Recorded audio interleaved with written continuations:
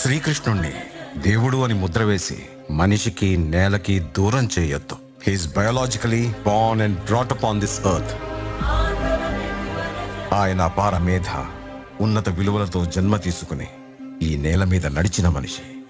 అతను చెప్పిన ధర్మం మతం కాదు, మన జీవితం.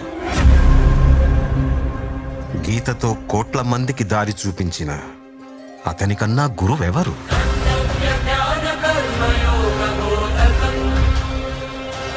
రక్షణ కోసం సముద్రం మధ్యలో ద్వారకా నగరాన్ని కట్టిన అతనికన్నా గొప్ప ఆర్కిటెక్ట్ ఎవరు?